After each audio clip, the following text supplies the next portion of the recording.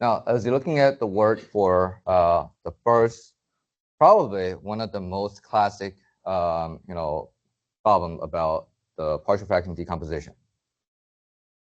Do you see that we actually didn't do those kind of traditional math when it comes to finding something that we typically solve by doing some crazy algebra, expanding polynomials, solving equations, right?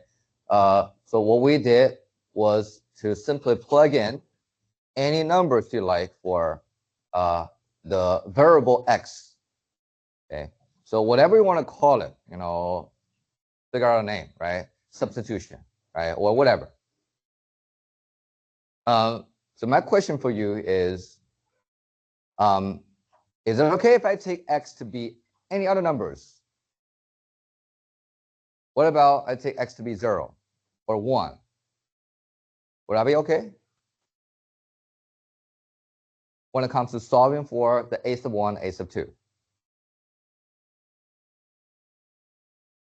The question becomes, are you allowed to take the variable x in that expression, the rational expression or the master equation, to be any numbers you want, any real numbers you want? Are you allowed to do that? Raise your hand if you think yes, you're allowed to take any numbers you want for x. That's a different question, right? But right now, I want to make sure that everyone understands that you are allowed to take the x to be anything you want. If there's some numbers that you're not supposed to take, they will tell you, either directly or indirectly. Okay, so now back to what Rebecca just mentioned. Why are we taking the x to be 4 and negative 2? What makes these two numbers so special?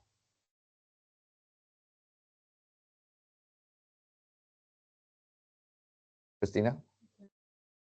Cancels out the part where it contains the a1 and a2, right? So a1 and a2 are unknown. You want to solve for them, right? Do you know that how hard it is to solve for multiple unknowns? You want to tackle them one at a time, right? And by taking those special numbers, 4 and negative 2, you're able to get rid of, let's say, by taking x to be 4, you get rid of the a2. Well, we don't even know what it is, right? But we know that whatever a2 is, it will be multiplied with a 0, right? It's gone, and that lets you deal with a sub 1. Get it?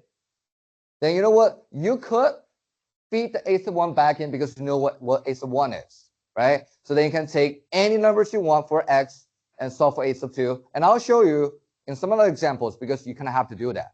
But we have a better choice than those random numbers. Even it's better than 2, better than 0, better than 1. Because we notice that if we take x to be negative 2, that get rid of the first part that contains a sub 1. That means I don't even bother to put the a sub 1 in because it doesn't matter what it is. It's gone just by taking x to be negative 2, and you're able to get a sub 2, right?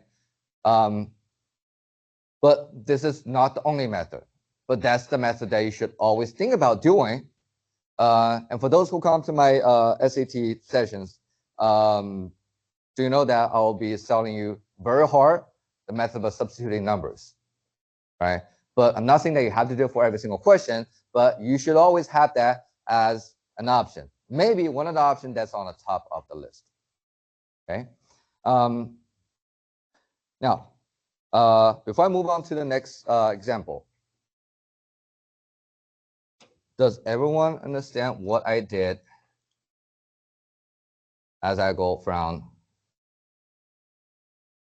the rational version of that equation, that has a whole bunch of denominators, right? Even though that we have the right-hand side was written in a schematic form.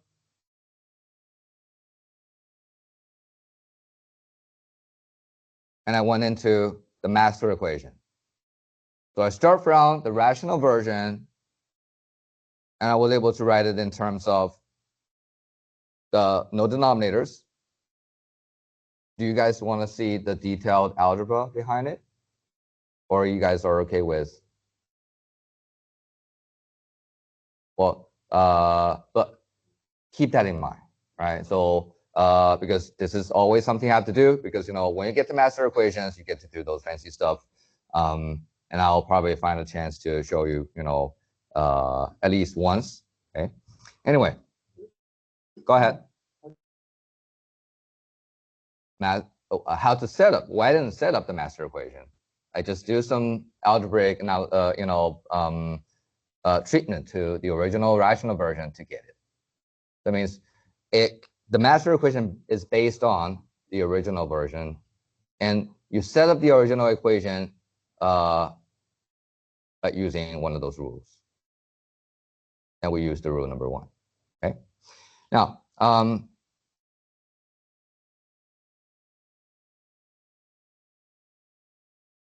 let's do letter B.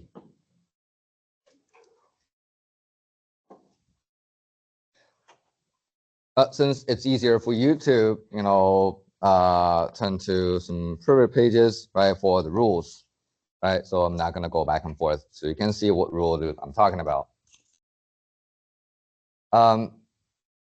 Just by looking at the denominator, because you know that we have 4 rules, but 2 of them are addressing the linear factors in the denominator, whether they're repeating or not, right? Then you have rule 3 and 4 targeting the quadratic factors. But now we have a cubic polynomial, right? So of course, in our course, you are guaranteed only the problems with either linear or quadratic factors in the denominator. If you see in cubic or even higher powers, that means you need to factor that to see if the denominator is made of linear or quadratic factors. Okay. Now the factoring has been something that bothers a lot of people, right, over the time. Now in this case, it's not, that I'm seriously, teaching you at this point, right? So I'm assuming that you guys are okay with, say, factor by grouping. So what you do is you could group the first 2 terms, or at least that start with the first 2 terms as, a group, then putting the 3rd and 4th term in the second group. But for each of the groups, you're going to factor out the, what do you call it? The GCF, right? The greatest common factor. The greatest common factor between the first 2 terms will be x squared, right? If you take that out, you're left with x and a 1, right? In a parentheses, it will still subtraction since you were subtracting those 2 terms in the first place. The GCF I want to factor out from the second group is -2, even though it's fine to take the 4. Oh, sorry, I misspoke. -4, right? But I said that's fine to take out a 4, but you will realize that -4 is better. Then you have the x left over and the -1, since you factor out a negative GCF, right? The sign's going to flip. And the reason why -4 is better than a 4 is now you get to have, again, a common binomial factor, right, that you could, again, take out to reach a actual vector form. All right, so that goes like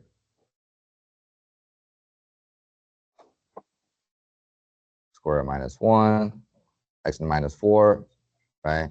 X squared -4 and x -1. Okay.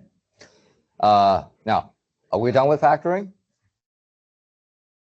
No, right? Either you're pretty sensitive to like x squared -4 because that looks like a difference of square, or if you're thinking, we have rules to deal with quadratic factors. If you can turn to the second page of your packet, right on the top, you see where it says ax squared plus bx plus c is not factorable. Okay, so you are only supposed to use rule 3 and 4 if you do see quadratic factors, but they are not factorable anymore. In this case, they are further factorable. Right. So now let me write one more step, and later on, so I'll be assuming that you guys are okay with going from the original form all the way to the complete factor form. Okay, so it's 3 distinct linear factor, right, that make the denominator. Okay, now let's say I want to use rule number 1, since that's dealing with different, right, non-repeating linear factors, right, to rewrite the rational expression with the denominator factored already into a partial fraction decomposition. So I need to see the A1, A2, A3. I'll let you actually try that before I show you what it's supposed to be. All right, so go ahead, look at the rule number 1, and think about how you can write the partial fraction decomposition with A1, A2, A3 to be determined. All right, go ahead. So we're going to fill out the right-hand side of that equation. And that's equation later on I'm going to get the master equations on.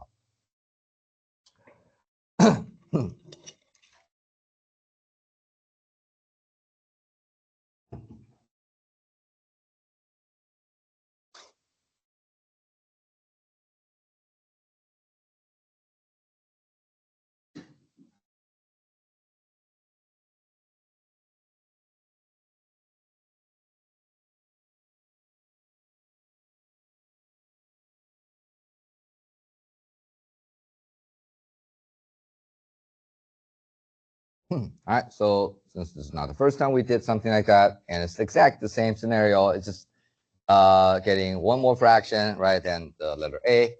So now go ahead and check if you do get something like that. You guys okay with that? Just break it down into partial fractions, right? Now, if you worry about you're not putting the same exact order, like you said, oh, I have a sub 1 over the denominator x minus 2, right? A sub 3 over x plus 2. It doesn't matter, right? Your a sub 1 to a sub 3 doesn't have to be the same as mine.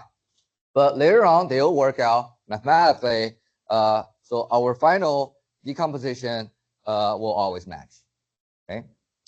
But if you want to go with, my order, then later on, make sure that you're getting the same exact a sub 1 to a sub 3. Okay, so now let's get the master's equation. And I guess that it's probably a good idea to at least show you a bit more work when getting the master's equation at least once, okay, to make sure that everyone's on the same page. All right. What I'm going to do is I'll write in a different color. You don't have to. So I do that just to make sure that people are seeing it better, what has happened. Okay. So I'm going to multiply the LCD, which is always the denominator that you have factored completely, right? And the denominator you started with, so it's right there.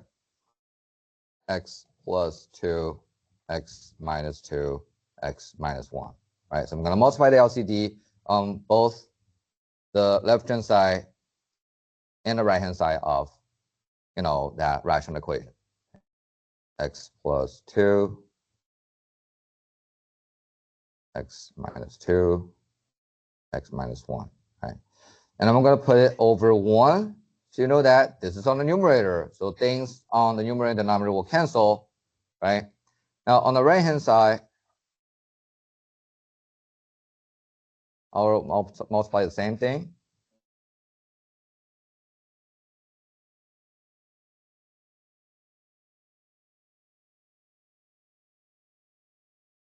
Right? So I'm sure that you're okay with that, right? So I'm allowed to multiply the same thing on both sides of the equation. Now the left-hand side is trivial. If you perform the multiplication and you realize that the denominators are gone, right?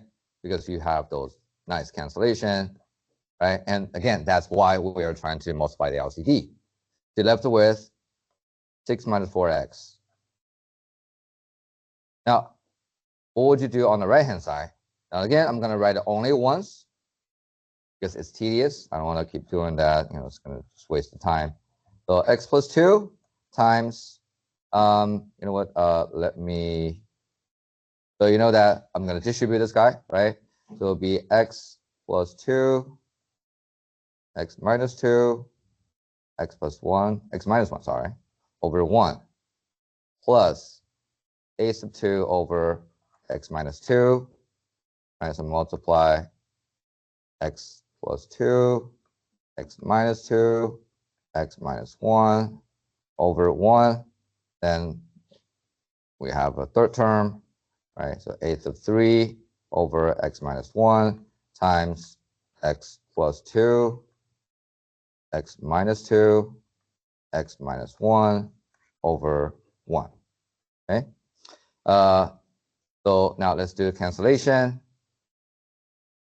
All right, so here x plus 2 got canceled, here x minus 2 got canceled, and x minus 1 got canceled in a third term, right? And now if I just take that down, 6 minus 4x, right? That's the left-hand side of the master's equation. The right-hand side, it goes like a sub 1, x minus 2, x minus 1, right? Those other two factors didn't get crossed out. And a sub 2 has x plus 2, x minus 1. You have a sub 3, so x plus 2, x minus 2, okay? And let me box this. This is what I mean by the master's equation. Okay, I'll pause for any questions about the algebra so far.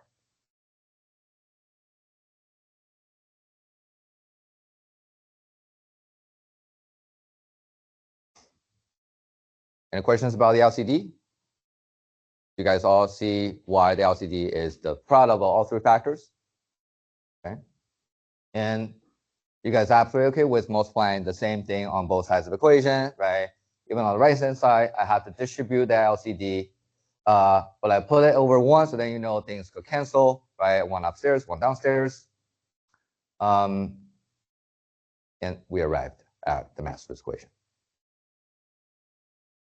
Now, is it possible that we skip whole part?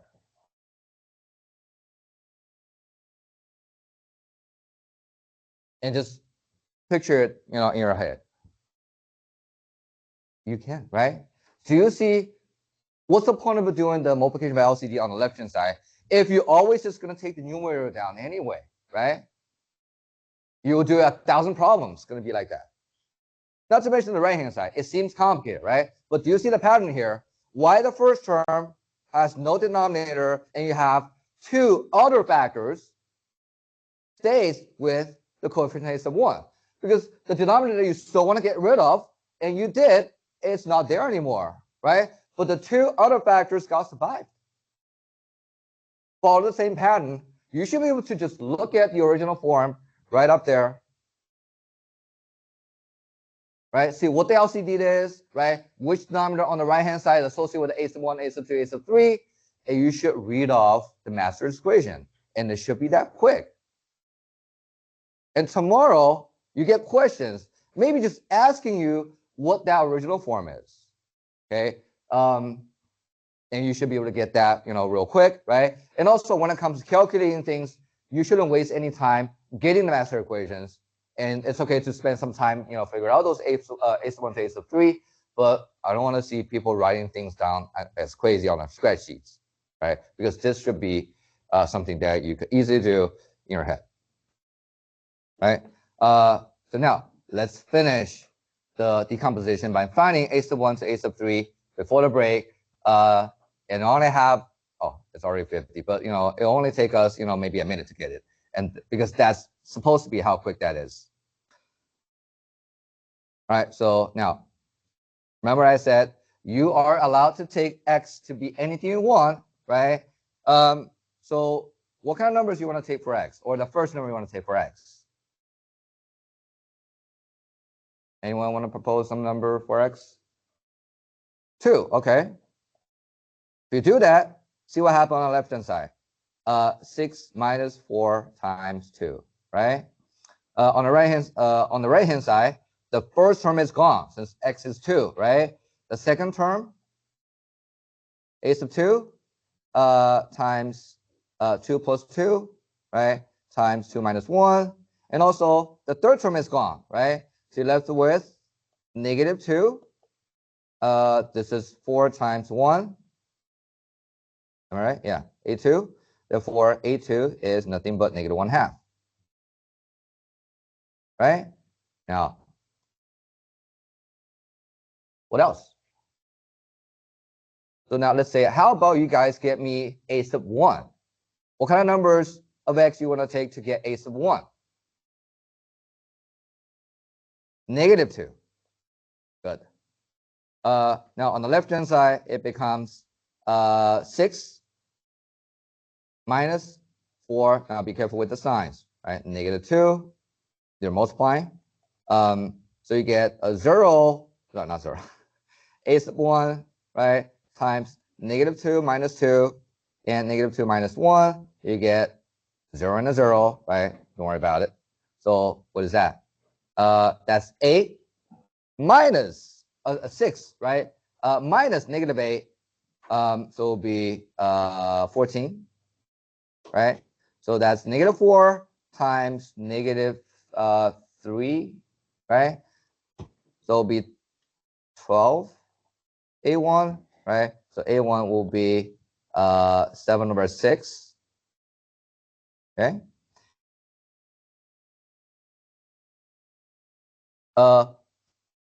There's no reason it happened to be, whatever number of people proposed. If you now, Rebecca says that, can I just start with negative 2 so that I can get a sub 1? Yes, the order doesn't matter, but you're gonna get them all. Plug negative 2 to a2.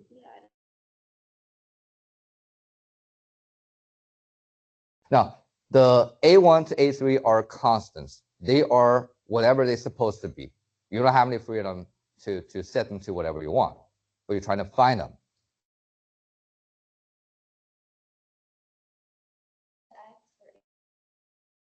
So could you set 2x? Sure, but the problem is if you do that, you don't get a2.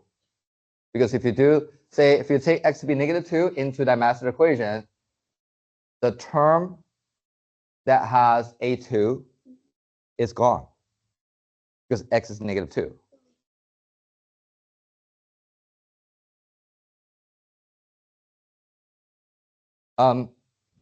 So look, if you ever take x to be negative 2, right, plug it into the right-hand side, this term is gone. So you're not getting a2, but you're getting a sub 1, right? So it doesn't matter what number of x you're taking. You're trying to get one of those constants, right, from a1 to a3, and the order doesn't matter. Yeah, Donovan?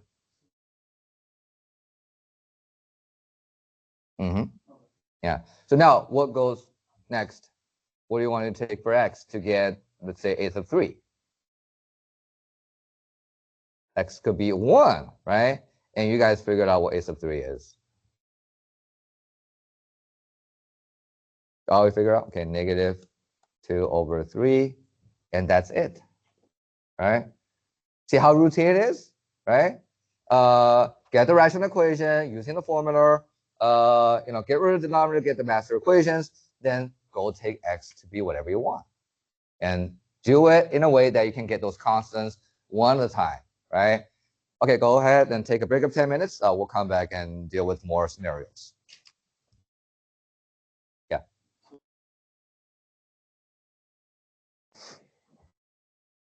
And it just looks like if for when you're solving for a1, it looks like you just pick negative because you're setting it equal to 0.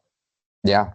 Is that just what you do? Yeah. But the problem is you can't do it there since you have a zero denominator. No, I know. Right. I'm just saying like how you get x equals this, x. Exactly. So if you really look into the reason why we're crazy about choosing those numbers like 2, -2, and 1, you're exactly right. They happen to be what we call the poles. Poles are whatever number that makes the zero denominator. Yeah. Yeah. So, but now the problem is those poles are easy enough for us to use in cases like, non-repeating linear factors, right? So like case number 1, but later on you could still do them, but they are probably not going to get you something right away. They will get you something, but not everything. It's like, you have to, keep using it, right, until you couldn't. But yes, you are looking at the poles, or basically the zero denominators.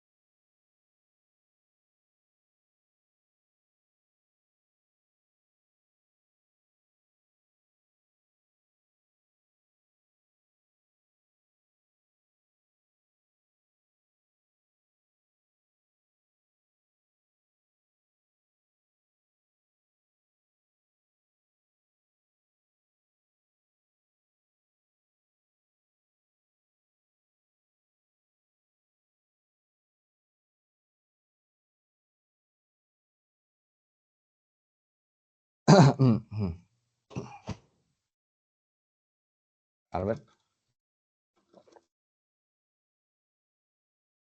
Yeah.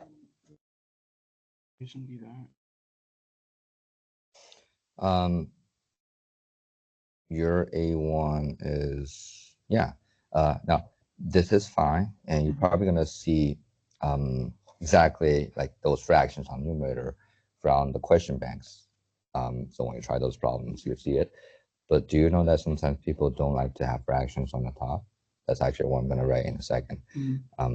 Is there a way you can rewrite those 3 terms in a way that I don't see the denominators on the top? Like, how are you going to deal with the 6 and the 2 and the 3? Yeah, just write it like in a nicer way. Yeah, but you're right, algebraically.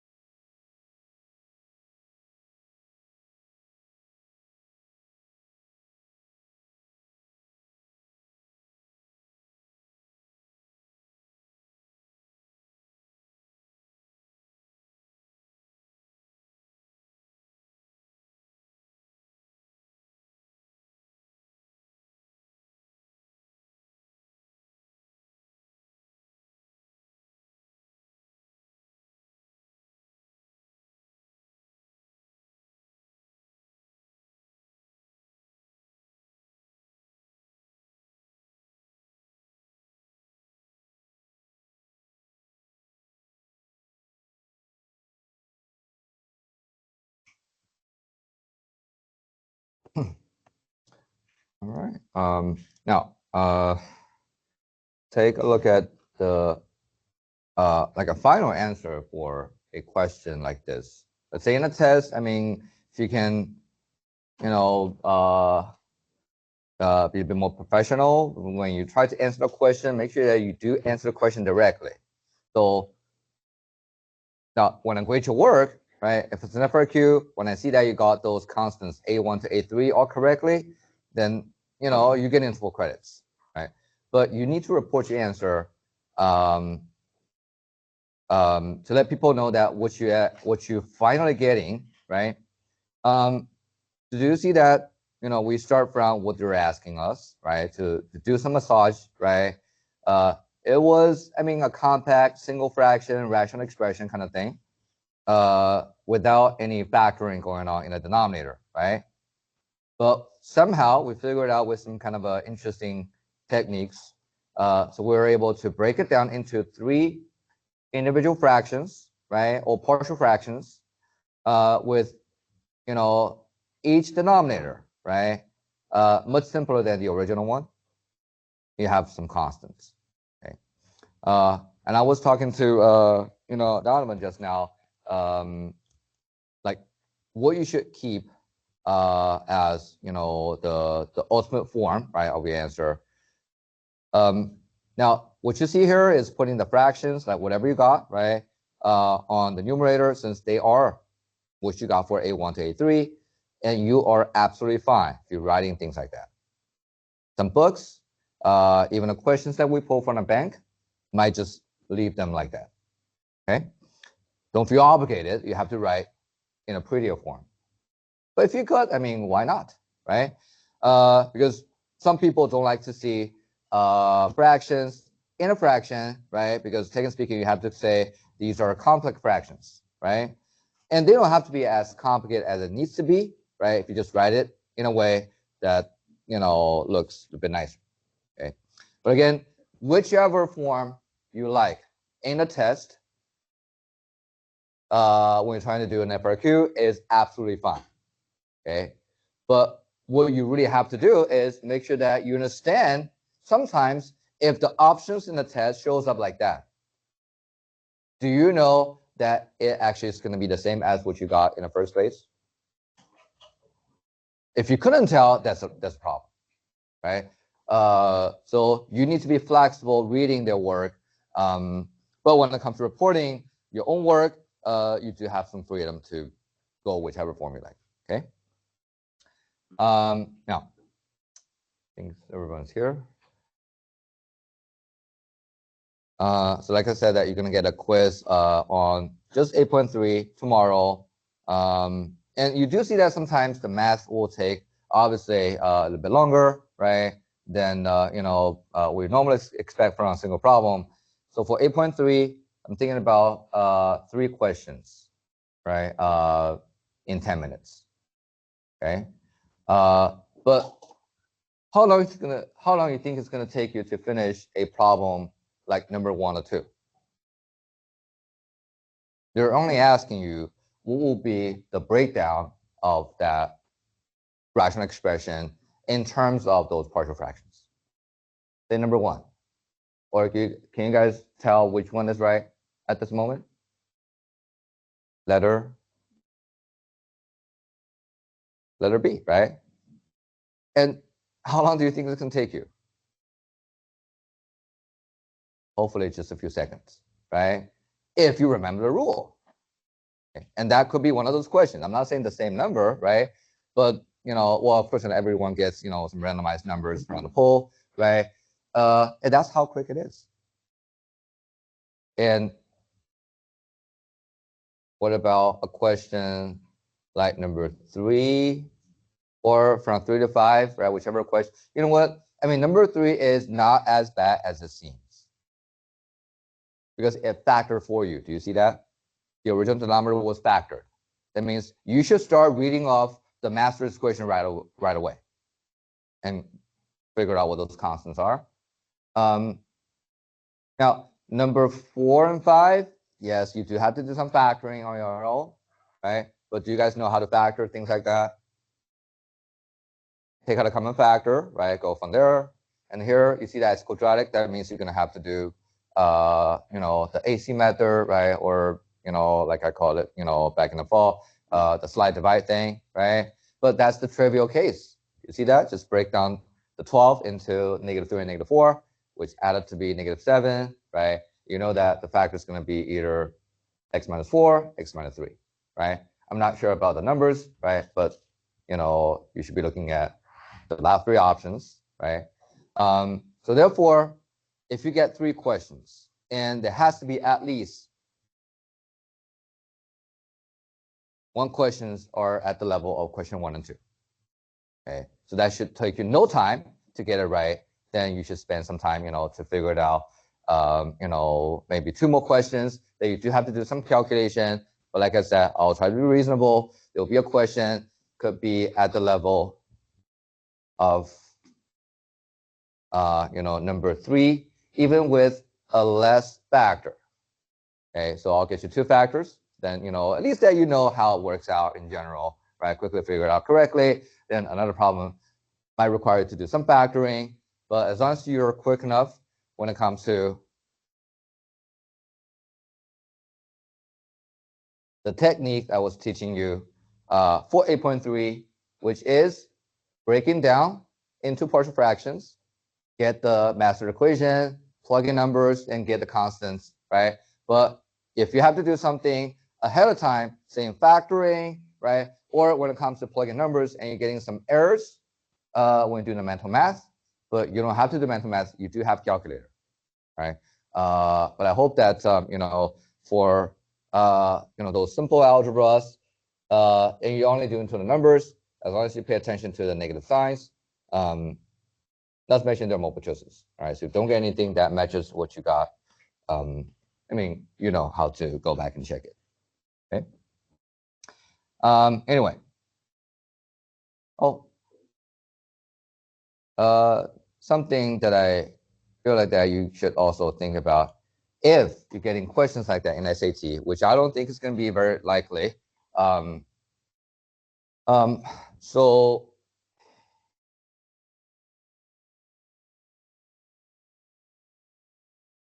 take question 3. Let's say you don't do anything that I just taught you about breaking down into partial fractions and stuff. Is there still a way for you to quickly tell which answer is correct just by doing educated guess? But you have to do something, not just simply guess, right? What do you think that you could do? Don't bother with a partial fraction, right? You just want to get it right. Maya?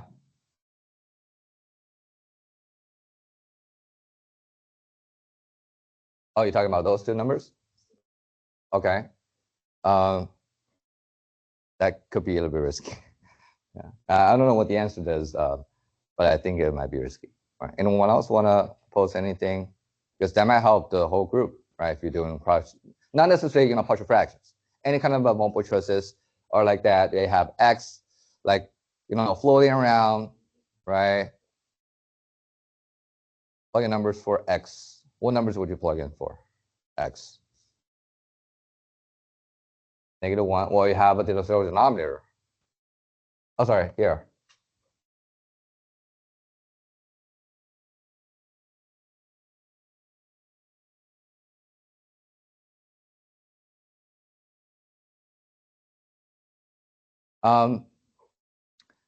Do you remember what I said? You can take the x to be anything you want, except for the ones that's going to cause you some trouble, right? Do you see the numbers that you're not supposed to take? If you don't do the partial fraction the right way, do you see that you cannot take 0 for x, not -1, not +1, right? That means any other numbers are fine with the calculator, right? Well, before decimals, because I think that people can do some fancy things with decimals. Right? I'm not a big fan of it.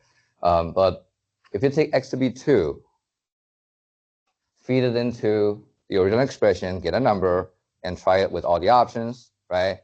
I think that it will take you maybe a minute, right, just to quickly typing things in the calculator. And maybe you're lucky enough to find maybe A and B will work, right? So that's like a brutal way to force the problem to work out. Because like I said, if X is a variable, you do have the absolute freedom to take whatever you want, except for the numbers are going to cause you some trouble. If the problem is correct, there has to be one correct answer. It works for any X except for those zero denominators. That means it works for the number you picked, right? And that requires no knowledge about the partial fraction. Just plug in numbers, okay? In case you don't feel like doing it for some hard problems in the SAT. Anyway, now back to the notes. Now we just have to go over some more scenarios and show you maybe some subtle things you might have to be aware of as you're doing the same process. Like I showed you, break it down into partial fractions, get the master equations, figure out those constants, but then you end up using some other rules, right? We only use the rule number 1. Now, I won't be able to show you all the detail for all that many problems that I typed up, right? So when I get to a certain step and I think that you can figure it out, then I will stop. Okay, so hopefully that's good enough for you to just get to the point and get familiarized with the whole procedure, not necessarily the subtlety. Not the technical details. Okay, now let's see the case number 2. We have denominator, which is a product of linear factors. That means we're looking at rule number 1 and 2, but some of them are repeated. Okay. For letter C, even if you see a quadratic factor on the denominator, but check to see if it's factorable. And it turns out it is.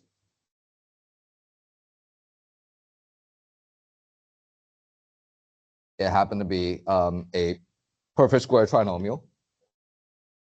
Okay, so now you're looking at, now if you want, can flip to the previous, like page 1, to take a look at rule number 2.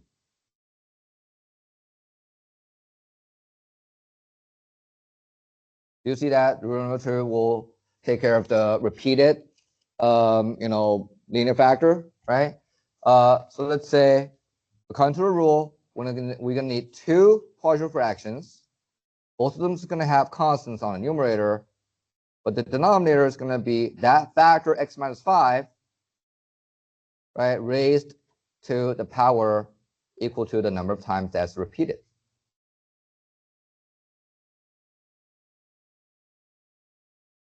Okay, you guys agree? And please be aware of that. Tomorrow there could be a question like that. It's not always about the rule number 1. For at least that you should be able to tell, what will be the breakdown, right, of the fraction using any rules from 1 to 4. Okay. So how about we try to read off the master's equation without doing that kind of a tedious work like multiplying the denominators and stuff, right? What do you think will be the left-hand side of the master's equation? 7x. All right, now the right-hand side is a bit tricky. So I'm looking at the first fraction, right? Once I multiply through all the denominators, what do I get that survive and ends up being multiplying with a sub 1? X minus 5 to the first power, right? It's basically x minus 5. Does everyone see it? Good. What about the second part? If the a sub 2 multiply with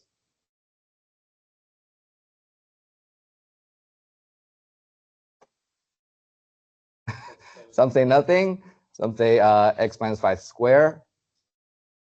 It's nothing, or technically speaking 1, because x minus 5 square get canceled, right? Then you don't have to put the 1 there. Do you see how quick it is? And it needs to be like that. Okay. Now,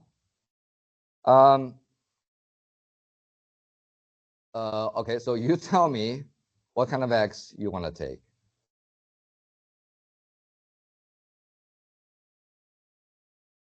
Five. Okay, so that will get rid of the first term, right? you have 7 times 5 equals a big fat 0 for the first term, and a sub 2, therefore a sub 2 is 35. Okay, now what else?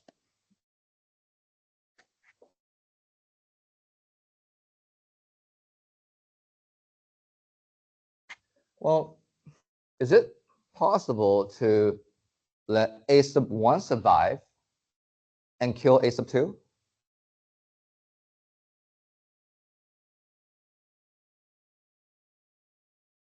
But there's nothing multiplying a sub 2. There's nothing you can kill it with. Do you see that? Well, because remember that you're going to multiply across the board the LCD. And the LCD is x minus 5 squared. So that term was just the a sub 2. So now, very realistically, what would you do when you get to this far? You know what a sub 2 is. How would you get a sub 1? If you cannot just have a sub 1 survive and killing the a sub 2, and you still want to take x to be a number, what would it be?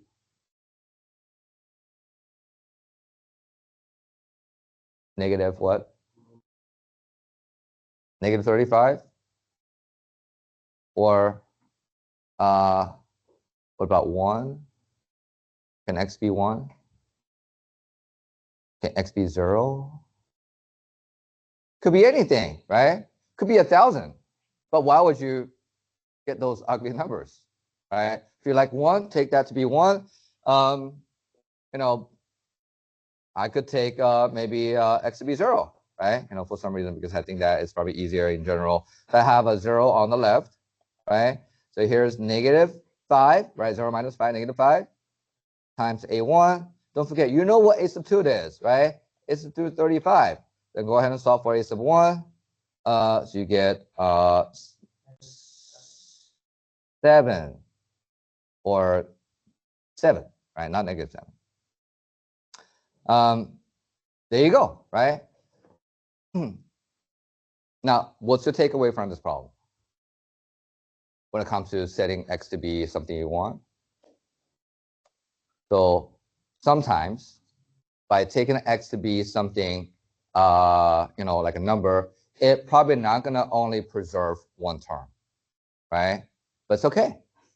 As long as you do it that way, right? And be smart with the first choice of x, you're gonna get something right away. And if you only have one unknown left over, take x to be anything, but go with the easy numbers, then you still get the last or the remaining constant no matter what. Okay.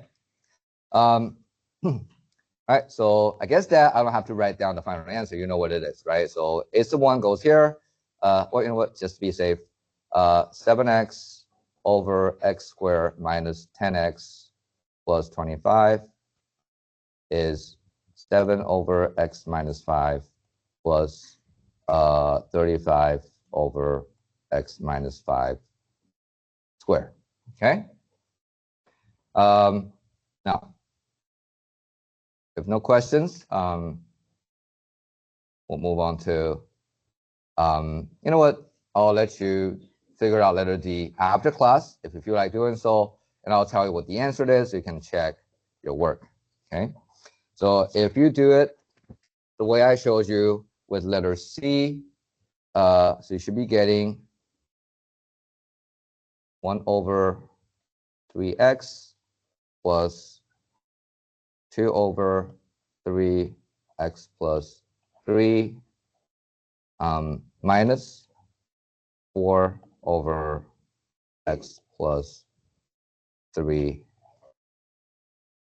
squared. All right, but you try it later. Okay. It's the same thing, right? But make sure that you factor the denominator before you get started with the breakdown of the partial fraction.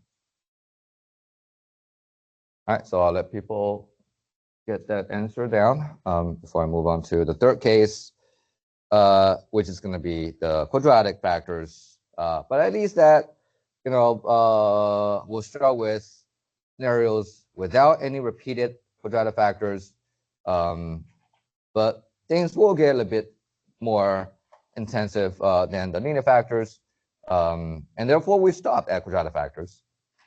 Anyway, so now we're looking at the denominator, which is cubic, but you know that you're not supposed to deal with cubic factors. That means they are factorables. All right, so I'm going to factor out x, and what's left is x squared plus 2. And please realize that x squared plus 2 is not factorable. Okay. Okay, so now I want to look at rule number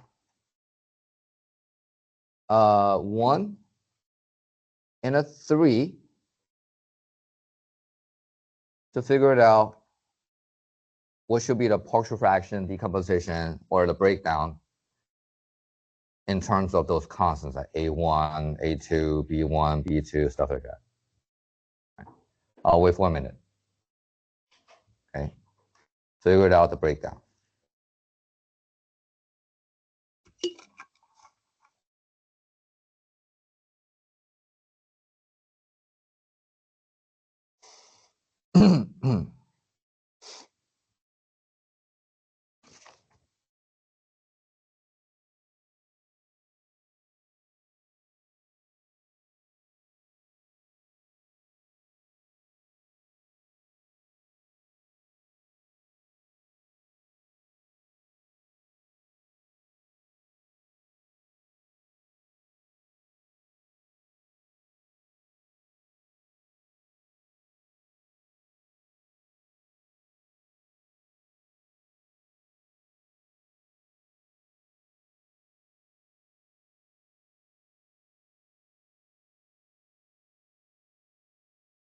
All right, so now check to see if you get something like that.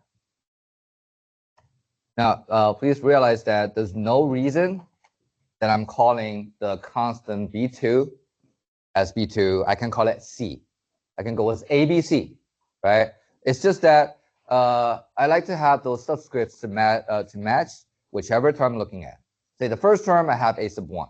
When it comes to the second term, I'm going to start with A sub 2 and B sub 2, and A and B are for the slope, right, and the intercept, right, or the linear coefficient and a constant, right? But again, you can name them whatever you want. It's just my convention here, right, using the A and B's, right, with the subscripts. All right, now let's try one more time reading off the master's equation. You guys tell me what goes to the left-hand side? X minus 7, yeah. The right-hand side, the first term, what do you think will be multiplying the A sub 1?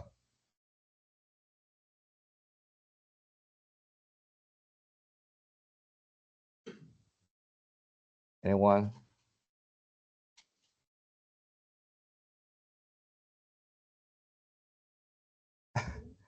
Yes, it's probably a bit too obvious, right? But it is, whatever you think. Now the second part, now I'm gonna put down the numerator since that's the whole thing, multiplying with something else. What do you think we'll be multiplying the second numerator with?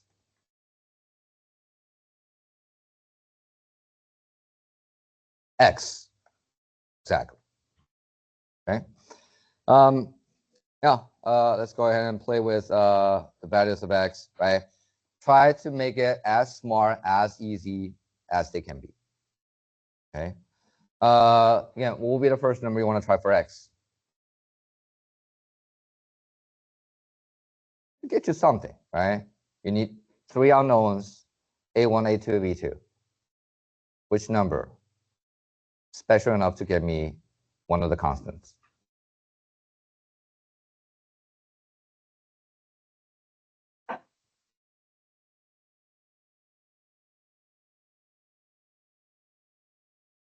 Can I kill A1 with some numbers of x?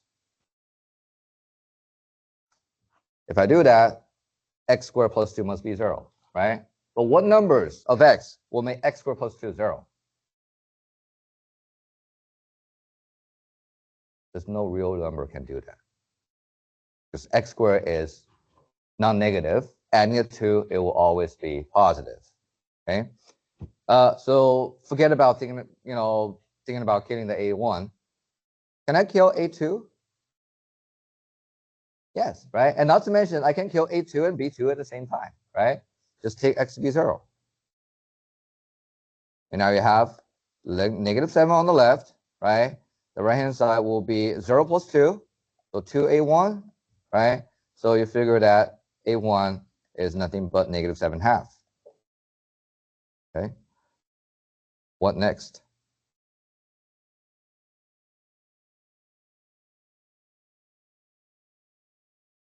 So now you know that we cannot kill A1 anymore, but the good news is we know what A1 is, right? We can kill A2, right, with x to be 0, but if you do that, you're going to kill B2 at the same time, right? That means you're not going to be able to just get A2 and killing the B2 or the other way around. It means you're better off just to try some easy numbers, right? And what could be an easy number? I mean, I don't think anything else is better than 1, right? Since we already tried the easiest number 0, right? Let's try 1. So now on the left-hand side, it's 1 minus 7, negative 6, right? So when it comes to A1, what is that? 1 plus 3, right? 3 times negative 7/2, okay? Plus here, since x are 1s, right? So you have A2 plus B2. I mean, simplify it. You have negative 6 equals negative 21 over 2 plus A1 plus A2 plus B2, right?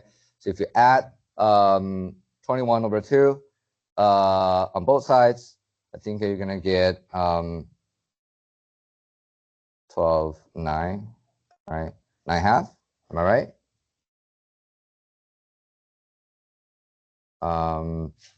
Yeah, something like that, right? So, but correct me if I'm wrong. You might say, well, wait a second, there's no way I can fix either A2 or B2 if I already have one equation. Now, how are we going to get A2 and B2? We have already one equation about 2 unknowns. All we need is another equation, right?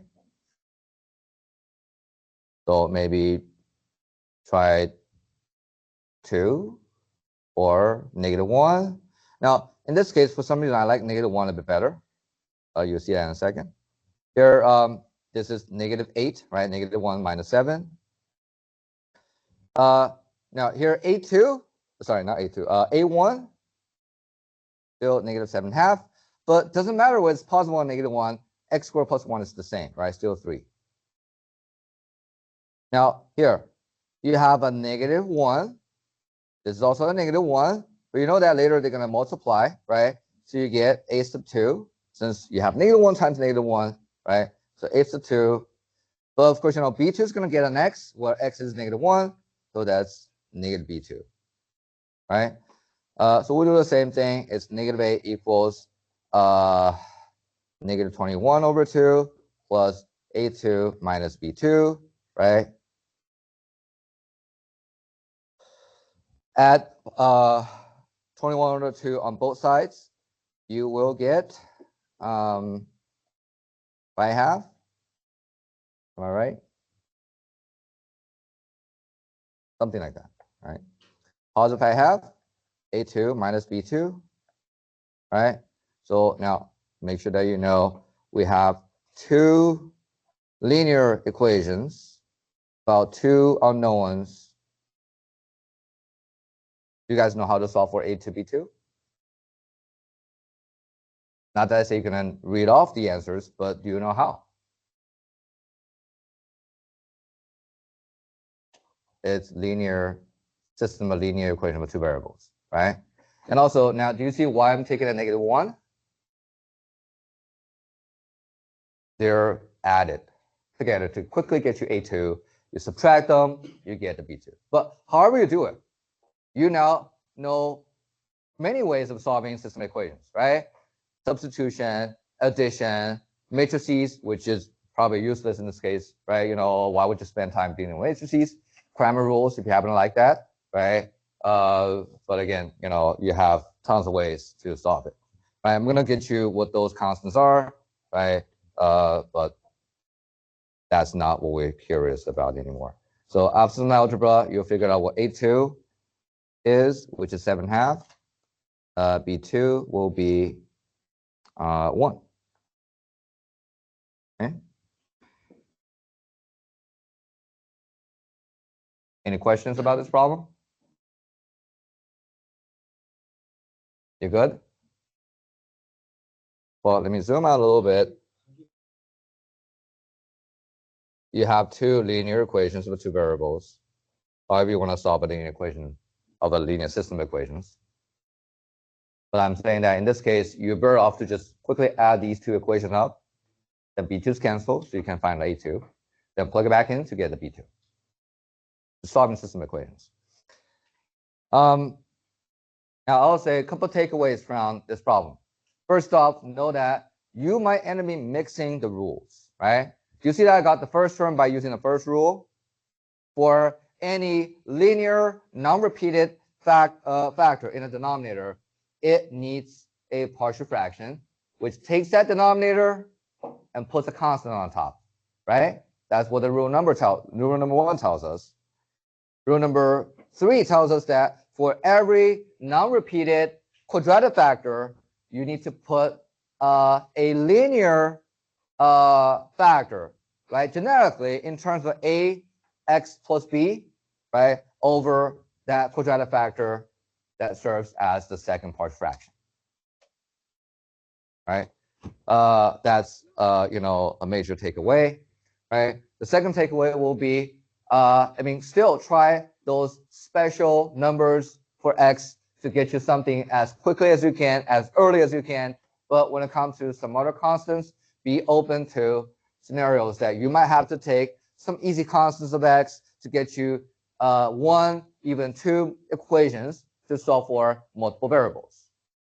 Sorry, not multiple variables, multiple constants like a's and b's. Okay, and please be aware of that. Now, to be honest, that this is not very realistic in a quiz, but it will be a good problem on a test. Does it make sense? Because I want everyone to be super quick in getting the form, right? Getting the master equations, trying the numbers to get the constants, right? Then you're done with the partial fraction decomposition, right? There's nothing that I'm actually more interested in than the routine, because basically just doing some more tedious algebra, right? Anyway, now, letter F, you are highly encouraged to try after class, and I'll tell you what the result is. Then feel free to check that, and also maybe come to me either later today or tomorrow morning, just right before the quiz, in case you're concerned about the whole process. Oops. So that problem will work out as 5 over x minus 2 plus, actually minus 2x minus 3 over x squared plus 2x plus 4. Okay? But you try later.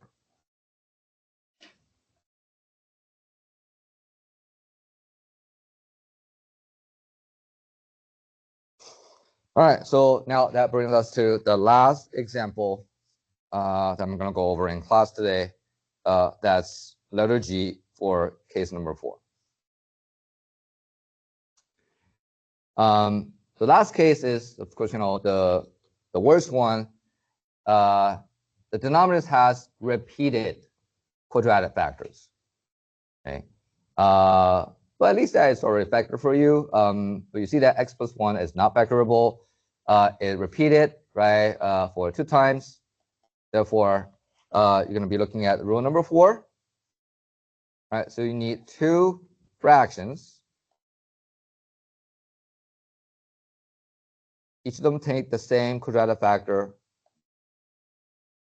right? But one needs that factor raised to the 2nd power. Okay, that's rule number 4. The numerators are in the same form. A sub 1x plus b sub 1. A sub 2x plus b sub 2. Okay, so you're looking at 4 unknown constants. Okay. Now again, you guys do me a favor. Tell me what the master equation looks like. Left-hand side.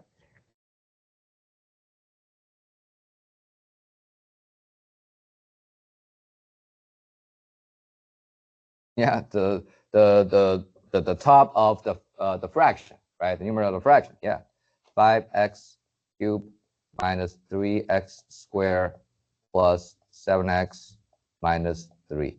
Okay. What about the right-hand side? I'll put down the first part. A1x plus B1. It needs to be multiplied with x squared plus 1. Second part, you have a sub 2x plus b sub 2. Oops.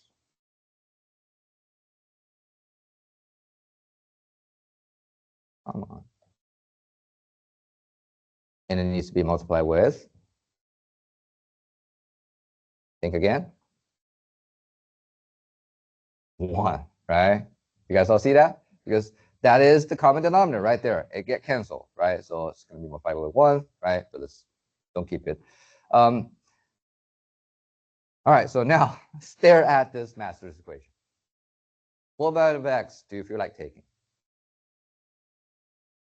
to get you something, if you could?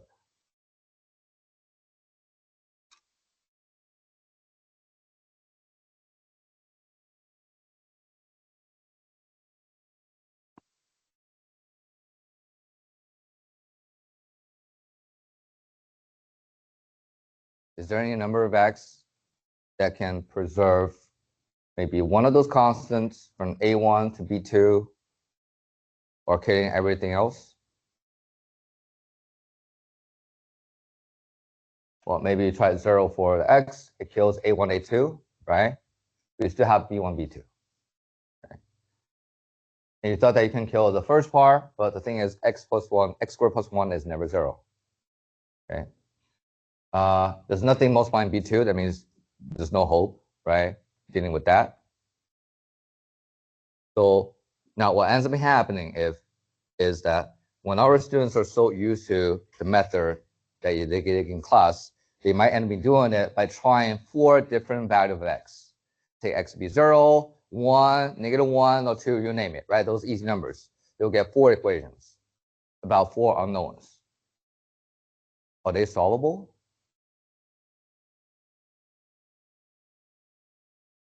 Theoretically, you're getting a system of 4, not to mention linear equations, about 4 unknowns. Is that system solvable? The answer is yes, right? Remember that you've learned a lot of the fancy methods, right? For a system of 4 variables, I guess you're better off with either, parameter rules, but you have to know, what to do with the 4 dimensions, right? Or say matrices, right? Not to mention you have the TI-84, right? As long as you type up the augmented matrix, you can find out what those constants are, right? Because now, remember that you're not simply trying to answer questions as a student anymore, even though you are, right? You should think about what you have learned in math. Those are the techniques. Use them. Apply them to solve problems, a real-world problem that you never solved before. So now you learn the techniques, you know how to, you need to know when to use them, right? But that's not what we're interested in, because I'm not trying to teach you how to solve system equations anymore. So now let's try the old-fashioned way. That's usually what the book says, what you should do about solving, for those constants in a partial fraction decomposition. But I'm not a big fan of the old-fashioned way. But in this case, turns out that the old school way works out the best.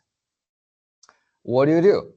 Well, do you see that it's an equation? That means the left-hand side must be exactly the same as the right-hand side. But we have something that's completely, explicit, right? But you have things that are completely unknown on the right-hand side. So maybe we should think about expanding on everything on the right-hand side. Now, when expanding, of course, you can FOIL, you can do whatever you want. I'll say you should move beyond the level of FOIL and think about how to track those terms in expansion. Do you see that if you're going to eventually write the polynomial from x to the highest power all the way down, that means in a descending order, right? Do you see that you're going to get eventually a term that has x to the third power? You guys all see that? What will be the coefficient of that term?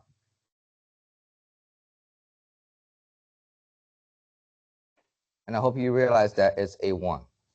Because that's the only way you can get x to the third. You guys see it? A sub 1 times a3, right? Well, sorry, x to the third. So what's the next term? X to the second power, right? How would you get x to the second power? When a1x hits this guy, you get a to the third, right? When a1x hits the 1, you get to the first power. But b1 hits the x squared,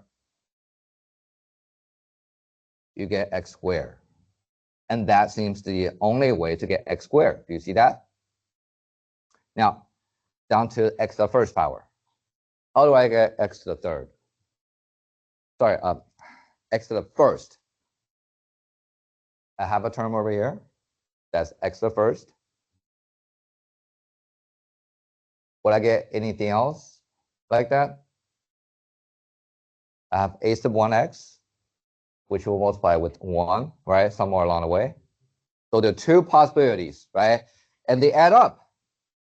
So it will be a1 plus a2 times x, right? Those are the two possible ways to get x to the first power. Now, you tell me, how do I get constants? The terms without x's. Well, I have a b2 already, right? Would there be another constant that to take into account? Somewhere from expanding, foiling.